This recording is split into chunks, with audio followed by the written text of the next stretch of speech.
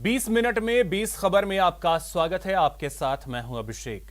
हम अगले 20 मिनट में आपको देश दुनिया की 20 ऐसी खबरें बताने वाले हैं जो इस वक्त न केवल सुर्खियों में हैं बल्कि दिलचस्प और अहम भी हैं। तो शुरू करते हैं 20 मिनट में 20 खबरों का सिलसिला और सबसे पहले आपको दिखाते हैं राजस्थान की वो कौन कौन सी खबर है जो इस वक्त अहम है। राजस्थान में कोरोना संक्रमण का असर कम होने की वजह से कक्षा 1 से 5वीं तक के बच्चों के स्कूल भी खुल गए हैं। स्कूल में छोटे छोटे बच्चे पहुंचने लगे और निश्चित तौर पर जो स्कूल प्रशासन है उसके ऊपर कहीं ना कहीं एक चुनौती भरा कार्य है कि छोटे छोटे मासूम बच्चों को समझा के रखना कि किस तरह से जो है इस गाइडलाइन की पालना करनी है। सरकार के आदेश के तहत कक्षा 1 से 5वीं तक के स्टूडेंट्स को भी ऑड इवन फॉर्मूले पर स्कूल आने दिया जा रहा है। इस दौरान स्टूडेंट्स को सोशल डिस्टेंसिंग के साथ क्लास में बैठाया जा रहा है। साथ ही स्कूल पहुंचने पर स्टूडेंट्स का टेम्परेचर भी चेक किया जा रहा है। स्कूल खुलने से यहाँ के बच्चे बेहद खुश हैं। सबसे दूर बैठना, शेयर खाना शेयर नहीं करना। बहुत दिन बाद स्कूल आए। कैसा लग रहा आज सारे बच्चों के साथ में आप वापस स्कूल में पढ़ने लगे? अच्छा लग रहा है। सबसे पहले हाथ धोना चाहिए, फिर सैनिटाइजर करना चाहिए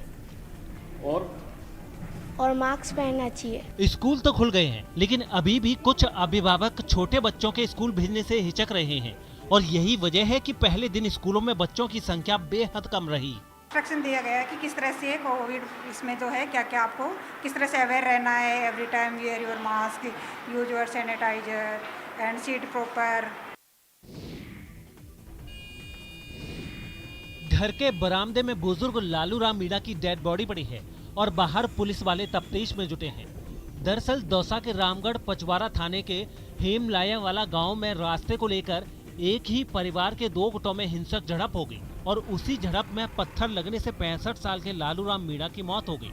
बताया जा रहा है कि हेमलाया वाला गांव में रास्ते को लेकर एक ही परिवार के लोगों के बीच विवाद था। इसी दौरान एक पक्ष ने ग्राम पंचायत के साथ मिलकर सड़क बनवाने का काम शुरू कर दिया। इसी काम के विरोध में दूसरे पक्ष के लोगों ने उन पर हमला कर दिया।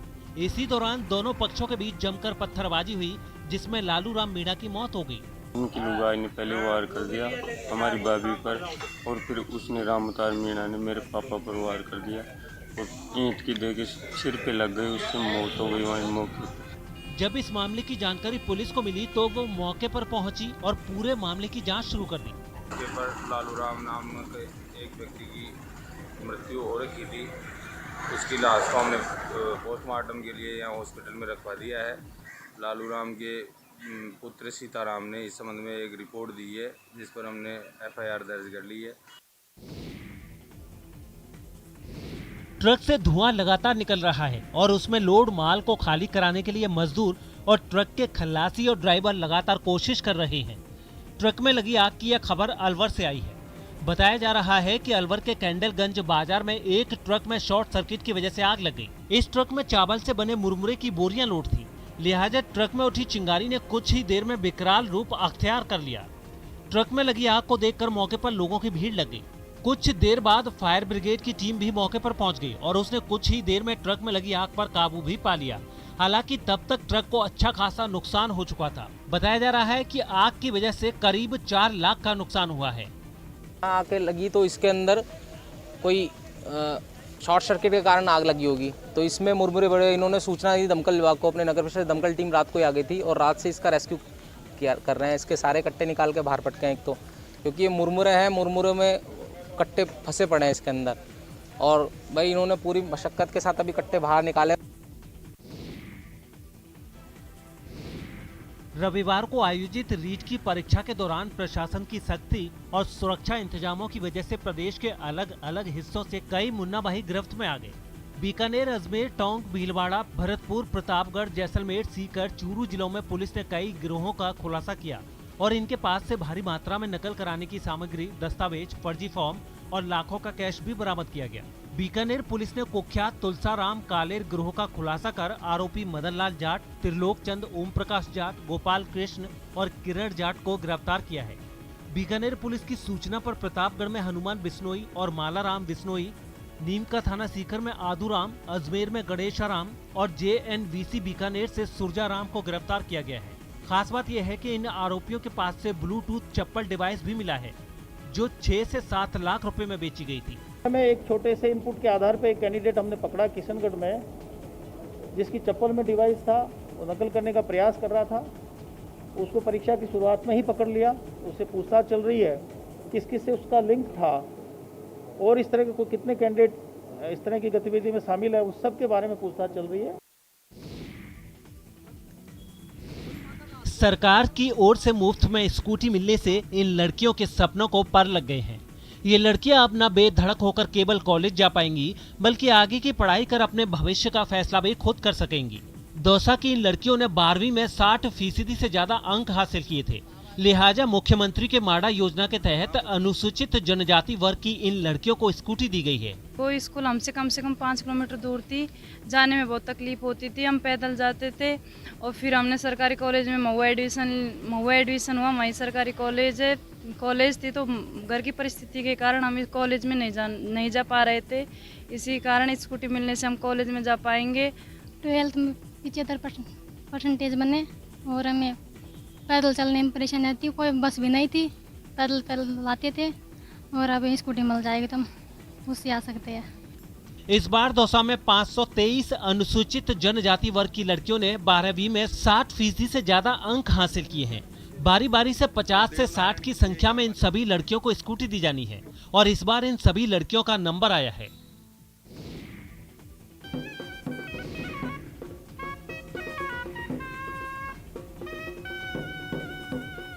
पर्यटकों ने सोचा भी नहीं था कि उनका इस अंदाज में स्वागत किया जाएगा। उनके लिए ढोल और शहनाई बजाई जाएगी, उन्हें फूलों की माला पहनाई जाएगी। पर्यटकों के ग्रैंड वेलकम की ये तस्वीरें भरतपुर के केवलादेव राष्ट्रीय उद्यान से आई हैं।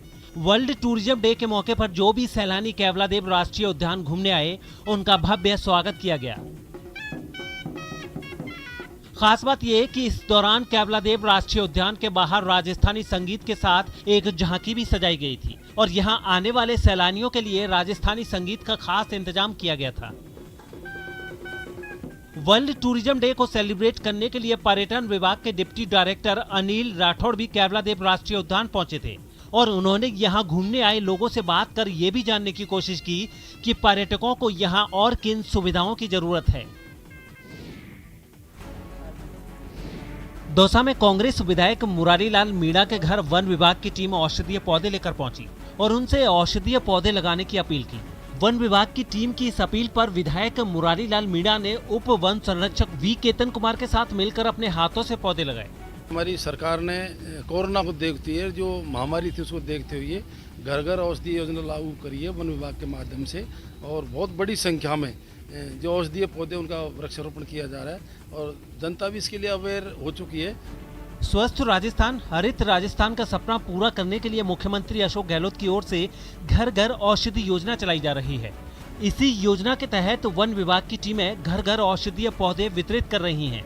दौसा जिले में 1,45,000 से अधिक परिवारों तक औषधीय पौधे पहुंचाने का लक्ष्य है। पहले साल में 50% परिवारों तक पौधे पहुंचाने का टारगेट रखा गया है।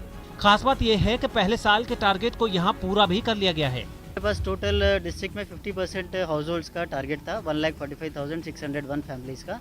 हमारे पास फर्स्ट ईयर में 50% फैमिलीज़ को कवर करने का था, जिसमें हमने 50% अचीव कर लिया है। नेक्स्ट अक्टूबर में हम 100% अचीव कर लेंगे। चलिए अब देखते हैं कुछ अन्य राज्यों की खबरें। प्रधानमंत्री नरेंद्र मोदी ने आयुष्मान भारत डिजिटल मिशन को लॉन्च कर दिया है। वीडियो कॉन्फ्रेंसिंग के जरिए पीएम मोदी ने इसकी शुरुआत की। इस मौके पर प्रधानमंत्री नरेंद्र मोदी ने कहा कि स्वास्थ्य के क्षेत्र में ये एक क्रांतिकारी कदम है। उन्होंने ये भी कहा कि देश की गरीब और मध्यम वर्गीय लोगों के इलाज में इस योजना ने अहम भूमिका निभाई है और अब डिजिटल फॉर्म में आने से इसका विस्तार हो रहा है। इन सभी नागरिकों इस तरह की परेशानी से मुक्ति दिलाने में आयुष्मान भारत डिजिटल मिशन बड़ी भूमिका निभाएगा। साथियों, आयुष्मान भारत डिजिटल मिशन अब पूरे देश के अस्पतालों के डिजिटल हेल्थ सॉल्यूशंस को एक दूसरे से कनेक्ट करेगा। इस योजना के तहत देश के हर नागरिक की हेल्थ आईडी तैयार की जाएगी। आपको बता दें कि आयुष्मान भारत डिजिटल मिशन की पायलट परियोजना की घोषणा प्रधानमंत्री नरेंद्र मोदी ने पिछले साल स्वतंत्रता दिवस के मौके पर की थी। उसी घोषणा के तहत आयुष्मान भारत डिजिटल मिशन की शुरुआत की गई है। आयुष्मान भारत डिजिटल मिशन को देश के स्तर पर उस समय रोल आउट किया गया है जब आयुष्मान भारत प्रधानमंत्री जन आरोग्य योजना की तीसरी वर्षगांठ मनाई जा रही है। प्रधानमंत्री नरेंद्र मोदी अमेरिका दौरे से लौटने के बाद रविवार की शाम करीब 8:45 बजे सेंट्रल विस्टा प्रोजेक्ट के तहत बन रहे नए संसद भवन का निर्माण कार्य देखने पहुंच गए। उन्होंने कंस्ट्रक्शन साइट पर करीब 1 घंटे का वक्त बिताया। ये पहला मौका है जब पीएम मोदी निरीक्षण करने यहां पहुंचे थे। पीएम के इस दौरे की जानकारी किसी को भी पहले से नहीं थी। ऐसे में जब पीएम मोदी रात करीब 8:45 बजे निर्माण स्थल पर पहुंचे तो कई लोग हैरान रह गए। पीएम मोदी ने मौके पर पहुंचकर सिर्फ निर्माण कार्य का निरीक्षण ही नहीं किया, बल्कि उन्होंने उन मजदूरों से भी विस्तार से बात की जो दिन रात इस प्रोजेक्ट को समय रहते पूरा करने की कोशिश कर रहे हैं। मजदूरों के अलावा पीएम मोदी ने वहां मौजूद अधिकारियों के साथ भी बातचीत की। उन्होंने प्रोजेक्ट को लेकर हर बारीकी को समझने की कोशिश की और कई तरह के सवाल जवाब भी लगातार करते रहे। इन तस्वीरों में पीएम को एक नक्शे के जरिए प्रोजेक्ट के बारे में विस्तार से बताया जा रहा है। आपको बता दें कि central Vista project PM Modi का ड्रीम प्रोजेक्ट है। नए संसद भवन में लोकसभा और राज्यसभा कक्षों के अलावा एक भव्य संविधान कक्ष भी बनाया जा रहा है। इसमें भारत की लोकतांत्रिक विरासत से लोगों को रूबरू कराया जाएगा। लड़का नशे में धुत है, दोनों हाथों में चाकू लेकर इस कदर लहरा रहा है मानो उस पर भूत सवार हो। गुस्से से लड़का कांप रहा है। भीड़ ने भी उसे घेर रखा है। कोई बड़ी सी लाठी लेकर उसे डराने की कोशिश कर रहा है तो कोई कुर्सी से उस पर काबू पाने की हिम्मत जुटा रहा है। हाथ में चाकू लेकर भीड़ को धमकाते इस शख्स की ये तस्वीरें मुंबई के दहिसर के एसएन दुबे रोड की हैं। बताया जा रहा है कि श्रीजी इंडस्ट्रियल के पास इस शख्स को लोगों ने नशे में धुत देखा। जब किसी ने इसे टोका तो ये गुस्से में आग बबूला हो उठा और दोनों हाथों में चाकू लेकर लोगों को डराने लगा। इसे चाकू घुमाते देख मौके पर लोगों की भीड़ जमा हो गई। फिर लोगों ने इसे घेर लिया और एक शख्स ने इसे बांस के सहारे डराने की कोशिश की। जब यह डरा नहीं और चाकू नहीं रखा तो उस शख्स ने इसके पैरों पर वार कर दिया। डंडा लगते ही ये शख्स चाकू लेकर उस शख्स के ऊपर कूद पड़ा। इससे पहले कि ये उस पर हमला कर पाता, भीड़ ने इसे दबोच लिया और जमीन पर गिरा दिया। इसके बाद कुछ लोगों ने इसकी पिटाई भी कर दी। हालांकि तब तक पुलिस वाले भी मौके पर पहुंच गए थे और उन्होंने इस नशेड़ी को अपने कब्जे में ले लिया और पूरे मामले की जांच शुरू कर दी।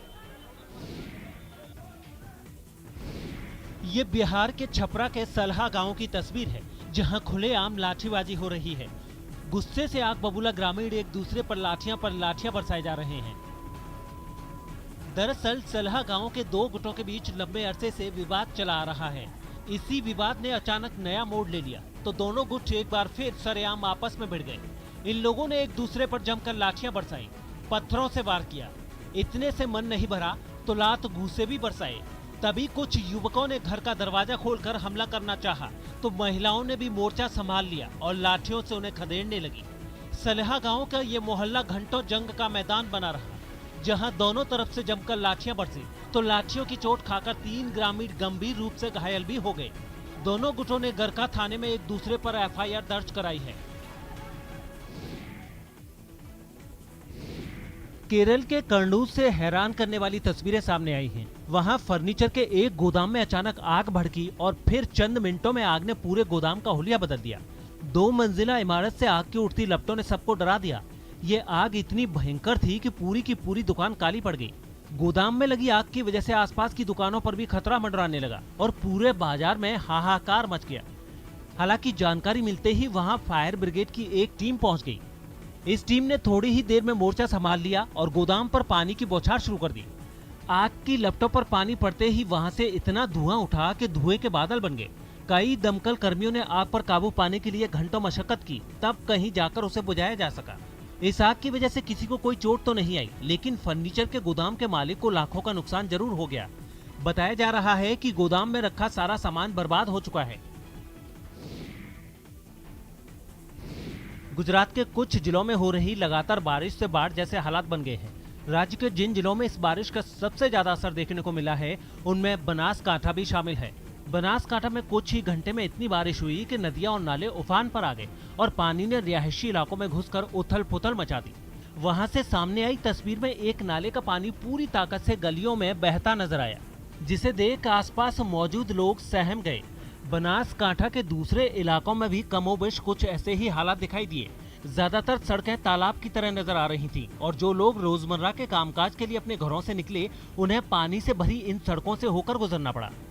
3 घंटे में 5 इंच बारिश होने के कारण सर्वत्र जलबंबाकार जैसी स्थिति हो गई है। सब दुकानों में 5 से 7 फुट पानी घुस गया है। आप देख सकते हो यहाँ पर जो करियाना की जो दुकान थी वो सब पानी में गरका हो गए। उधर छोटा उदयपुर जिले से भी ऐसी ही तस्वीरें सामने आई। वहां भी बारिश के पानी ने रिहायशी इलाकों में लोगों की मुसीबत बढ़ा दी, जबकि सड़कें भी किसी नहर की तरह नजर आने लगी। मौसम विभाग का अनुमान है कि आने वाले कुछ दिन इसी तरह बारिश का दौर राज्य के कुछ जिलों में जारी रह सकता है। उत्तर प्रदेश के उन्नाव में गरीब कल्याण मेले के दौरान जमकर हंगामा हुआ। वहां बीजेपी विधायक ब्रजेश रावत और हंसनगंज ब्लॉक प्रमुख मीरा यादव के बीच जोरदार बहस हो गई। बताया गया है कि बीजेपी विधायक मंच पर दूसरे दलों के नेताओं की मौजूदगी पर भड़क गए और वो कार्यक्रम छोड़कर जाने लगे, जिन्हें वहां मौजूद अधिकारियों ने समझाने की कोशिश की, मगर विधायक ब्रजेश रावत अपनी बात पर अड़े रहे। राजेश कुमार झा को प्रताड़ित करके जबरदस्ती सरकारी मंच को कब्जा किया गया। बीजेपी विधायक के इस रवैये को देखकर ब्लॉक प्रमुख मीरा यादव नाराज हो गई और उन्होंने सरकारी कार्यक्रम का हवाला देकर मंच पर बैठे दूसरे दलों के नेताओं की मौजूदगी को सही ठहराया। इस बात का समर्थन उन लोगों ने भी किया जिनकी मंच पर मौजूदगी विधायक को रास नहीं आई। देखते ही देखते दोनों पक्षों में बहसबाजी काफी बढ़ गई और गरीब कल्याण मेले में आए लोग ये देखकर हैरान रह गए। हालांकि वहां मौजूद जिले के अधिकारियों ने मामले को शांत कराने की बहुत कोशिश की, लेकिन उनकी इस कोशिश का कोई असर होता नहीं दिखा और काफी देर तक दोनों पक्षों में इसी तरह बहस होती रही। काफी देर चले हंगामे के बाद आखिरकार विधायक ब्रजेश रावत कार्यक्रम को छोड़कर वहां से चले गए। उत्तर प्रदेश के जालौन में एक दरगाह पर कब्जा करने के लिए 2 गुटों में मारपीट हो गई। दोनों गुटों में पिछले कुछ समय से विवाद चल रहा था और जब ये विवाद बातचीत से नहीं सुलझा तो एक गुट के लोगों ने दरगाह पर धावा बोल दिया और वहां मौजूद दूसरे गुट के लोगों को खदेड़ दिया। हंगामा बढ़ा तो कई पुलिस वाले भी घटना वाली जगह पर पहुंच गए और दोनों पक्षों को शांत कराने में जुट गए। लेकिन इन लोगों को शांत कराना पुलिस वालों के लिए आसान नहीं रहा, क्योंकि दोनों तरफ के लोग भड़के हुए थे। इसलिए पुलिस वालों ने उन लोगों पर सख्ती बरती और दरगाह पर कब्जा करने के इरादे से वहां पहुंचे लोगों को हिरासत में लेना शुरू कर दिया। आपस में झगड़े की स्थिति हुई, तत्काल पुलिस पहुंच गई मौके पर और स्थिति को शांति व्यवस्था कायम। बताया गया है कि विवाद के बाद दरगाह की देख-रेख करने के लिए एक नई कमेटी बना दी गई थी, लेकिन पुरानी कमेटी के लोगों ने नई कमेटी को मानने से इनकार कर दिया और इसी बात को लेकर बवाल शुरू हो गया।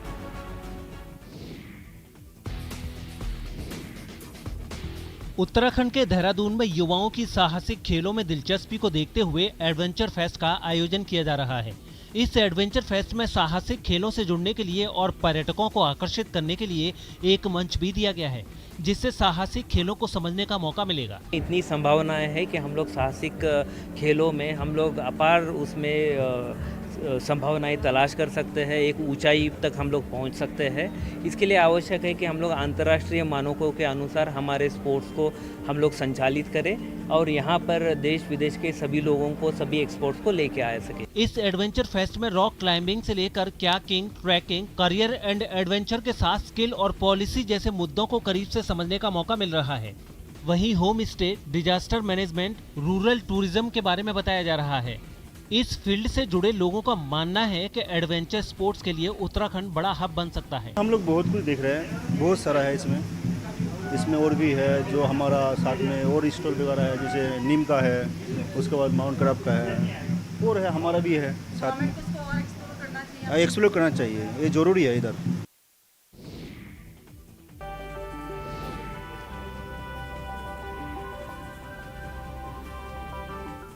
ऐसा लग रहा है किले से बनी ये मूर्तियां जीवंत हो उठी हों। कोई भी रंग सोचिए, वो रंग इन मूर्तियों में आपको मिल जाएंगे। हाथों की कारीगरी ऐसी कि इन मूर्तियों को घर ले जाने को दिल मचल उठेगा। देवी देवताओं से लेकर लॉफिंग बुद्धा तक, घोड़ा गाड़ी से लेकर तमाम तरह के खिलौने, पूरा का पूरा संसार सजा हुआ है तमिलनाडु के कोयम्बटूर के इस किले की मूर्तियों की दुकान में। आपको बता दें कि हर साल नवरात्र के मौके पर यहाँ इसी तरह मूर्तियां बेची जाती हैं। पहले मिट्टी की मूर्तियां ज्यादा बिकती थी, फिर पीओपी से मूर्तियां बनने लगी और अब किले की मूर्तियों की बाजार में भरमार है। नवरात्र शुरू होने में अब कुछ ही दिन बचे हैं।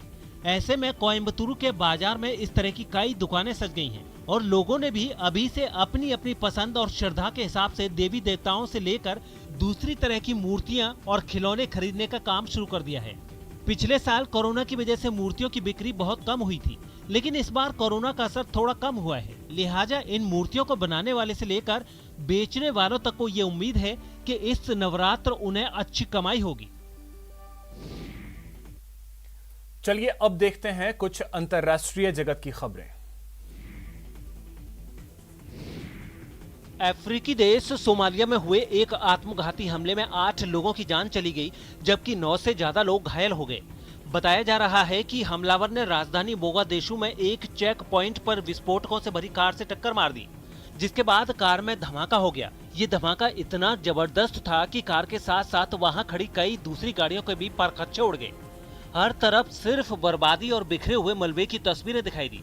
धमाके के बाद राहत बचाव की टीमें वहां पहुंची और लोगों की मदद का काम शुरू किया गया। घायलों को एम्बुलेंस के जरिए अस्पताल पहुंचाया गया। बताया गया है कि जिस चेक पॉइंट पर यह धमाका हुआ वो वहां के राष्ट्रपति भवन के गेट से ठीक पहले पड़ता है और राष्ट्रपति के साथ सोमालिया के प्रधानमंत्री भी बाहर निकलने के लिए इसी रास्ते का इस्तेमाल करते हैं। दक्षिण अमेरिकी देश चिली में शरणार्थियों की बढ़ती संख्या के मुद्दे पर बवाल हो गया। पिछले कुछ समय से वहां हेती, वेनेजुला और दूसरे देशों से आने वाले शरणार्थियों की तादाद तेजी से बढ़ी है और इसी के विरोध में वहां के स्थानीय लोग सड़क पर उतर आए। समंदर किनारे बसे इकीके शहर में तो इस मुद्दे पर जबरदस्त बवाल छिड़ गया। वहां सैकड़ों की तादाद में लोग सड़कों पर उतर आए और शरणार्थियों के खिलाफ नारेबाजी शुरू कर दी। जल्द ही इस प्रदर्शन में उपद्रव शुरू हो गया। कुछ प्रदर्शनकारियों ने शरणार्थियों के कैंप में तोड़फोड़ शुरू कर दी। इस दौरान आगजनी भी की गई। भीड़ ने शरणार्थियों के टेंट तोड़कर सड़क पर फेंक दिए और उनमें आग लगा दी। गुस्साए लोगों ने चिली की सरकार पर भी जमकर निशाना साधा।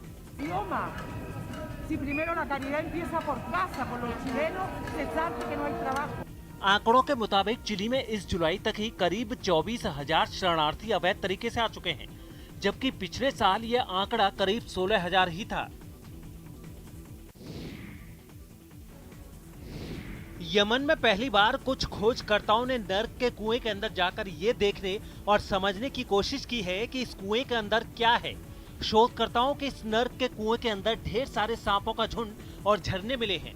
आपको बता दें कि इस सिंक होल यानी जमीन के गड्ढे को जिन्नों का जेल और पाताल का रास्ता भी कहा जाता है, लेकिन इसका आधिकारिक नाम बारहोत का कुआं है। ये कुआं 367 फीट गहरा है। पिछले कई दशकों तक स्थानीय लोग इस जगह के आसपास भी जाने से डरते रहे हैं, क्योंकि लोग इसे जिन्नों की जेल और पाताल का रास्ता मानते थे। बारहोत का कुआं के गड्ढे का मुंह का व्यास 98 फीट का है। ये पूर्वी यमन के अल महारा प्रांत के रेगिस्तान में ओमान की सीमा के पास स्थित है। ओमान के इन खोजकर्ताओं से पहले कभी कोई इस गड्ढे के अंदर नहीं गया। ओमानी कैप्स एक्सप्लोरेशन टीम के 10 खोजकर्ताओं में से 8 बारहोत के कुएं में जब अंदर गए तो उन्होंने देखा कि अंदर कई झरने हैं। इसके अलावा वहां पर सांपों के कई झुंड रहते हैं। खोजकर्ताओं को इस गड्ढे में झरने और सांप के अलावा मृत जानवर, स्टेलेग्माइट्स और मोती मिले, लेकिन गड्ढे के अंदर एक भी जिन या पाताल का रास्ता नहीं मिला। तो फिलहाल इतना ही। नमस्कार।